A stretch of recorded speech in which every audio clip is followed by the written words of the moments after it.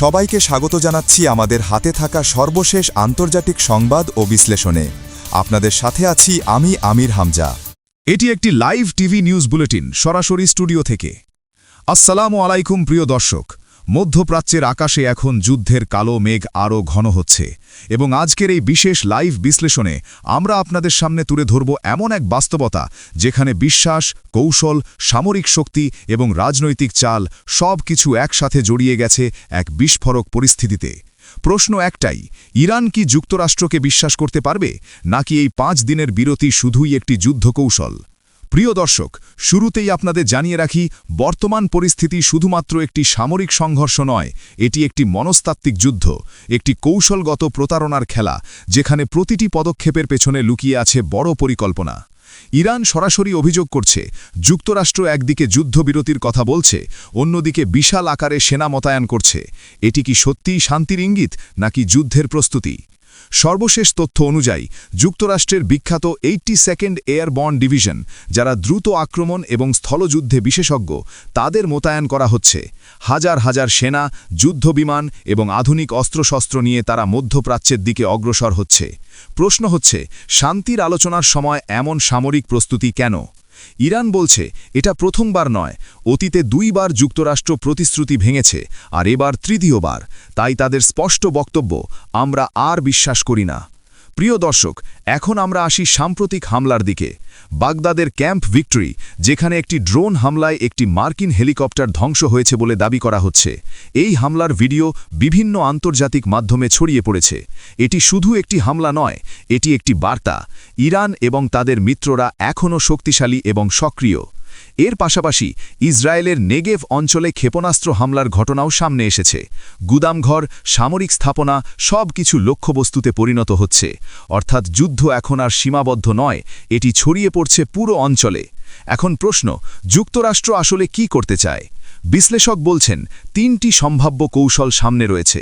প্রথমত, সীমিত স্থলযুদ্ধ, যেখানে মূল আক্রমণ হবে আকাশপথে এবং ক্ষেপণাস্ত্রের মাধ্যমে। স্থলবাহিনী থাকবে সীমিত, শুধুমাত্র বিশেষ অভিযান, উদ্ধার মিশন এবং গুরুত্বপূর্ণ স্থাপনা সুরক্ষায়।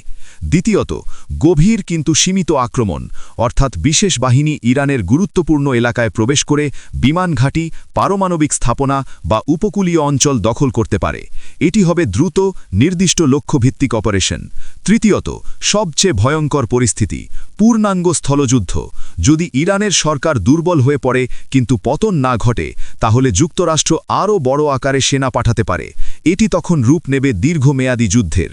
প্রিয় দর্শক, এই তৃতীয় পরিস্থিতি সবচেয়ে বিপজ্জনক, কারণ ইরানের একটি বিশেষ সামরিক কৌশল রয়েছে, মোজাইক ডক্ট্রিন। এর মানে হল তাদের সেনাবাহিনী পুরো দেশে ছড়িয়ে আছে। যদি রাজধানী তেহরানও পতন হয়, তবুও যুদ্ধ থামবে না, প্রতিটি অঞ্চল আলাদাভাবে লড়াই চালিয়ে যাবে।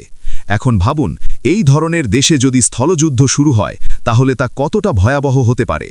বিশ্লেষকরা বলছেন এতে করে ইরান ভেঙে পড়তে পারে, অথবা আরও চরমপন্থী শক্তির হাতে চলে যেতে পারে। সংখ্যালঘুদের ওপর নির্যাতন বাড়তে পারে, নারীদের অধিকার হুমকির মুখে পড়তে পারে, এবং সবচেয়ে বড় বিষয়, ইরান দ্রুত পারমাণবিক অস্ত্র তৈরির পথে এগোতে পারে। প্রিয় দর্শক, আরেকটি গুরুত্বপূর্ণ দিক হল যুক্তরাষ্ট্রের বক্তব্য। প্রতিরক্ষা মন্ত্রণালয় থেকে এমন ভাষা ব্যবহার করা হয়েছে যা কূটনৈতিক নয়, বরং উস্কানিমূলক। বলা হয়েছে, আমরা বোমা দিয়েই আলোচনা করি। এই ধরনের বক্তব্য ইরানের জন্য অপমানজনক এবং এটি আলোচনার পরিবেশকে আরও জটিল করে তুলছে। এদিকে ইসরায়েলের পক্ষ থেকেও বিতর্কিত মন্তব্য এসেছে। বলা হয়েছে, কিছু ইরানি নেতাকে আপাতত হত্যা করা হবে না, কারণ তারা আলোচনায় জড়িত। এটি এক ধরনের মনস্তাত্ত্বিক চাপ তৈরি করছে।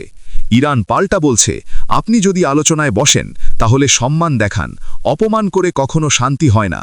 প্রিয় দর্শক, এখন প্রশ্ন, এই 5 দিনের বিরতি কি সত্যিই শান্তির সুযোগ, নাকি এটি শুধুই সময় নেওয়ার কৌশল? ইরান সন্দেহ করছে এই সময়ে যুক্তরাষ্ট্র আরও সেনা, অস্ত্র এবং কৌশল প্রস্তুত করছে, যাতে পরবর্তীতে আরও বড় আক্রমণ চালানো যায়।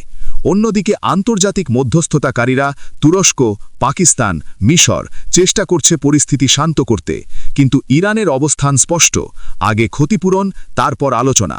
এখন পুরো বিশ্ব তাকিয়ে আছে এই 5 দিন শেষে কি হবে, যুদ্ধ বাড়বে নাকি শান্তির পথ খুলবে? প্রিয় দর্শক, বাস্তবতা হল এই সংঘাত যদি স্থলযুদ্ধে রূপ নেয় তাহলে এর প্রভাব শুধু মধ্যপ্রাচ্যে সীমাবদ্ধ থাকবে না। বৈশ্বিক অর্থনীতি, তেলের বাজার, এমনকি আমাদের দৈনন্দিন জীবনেও এর প্রভাব পড়বে। তাই এখন সবচেয়ে গুরুত্বপূর্ণ বিষয় সংযম, কূটনীতি এবং বাস্তবতা বোঝা। কারণ যুদ্ধ শুরু করা সহজ, কিন্তু শেষ করা সবচেয়ে কঠিন। আমরা আশা করি এই 5 দিনের বিরতি একটি নতুন পথ খুলবে, সংলাপের, শান্তির এবং স্থিতিশীলতার। এখন দেখার বিষয়, বিশ্ব নেতারা কি সেই সুযোগটি কাজে লাগাতে পারবেন, নাকি ইতিহাস আবারও রক্তাক্ত এক অধ্যায়ের দিকে এগোবে। আজকের এই বিশেষ লাইভ বিশ্লেষণ এখানেই শেষ করছি। আল্লাহ হাফেজ।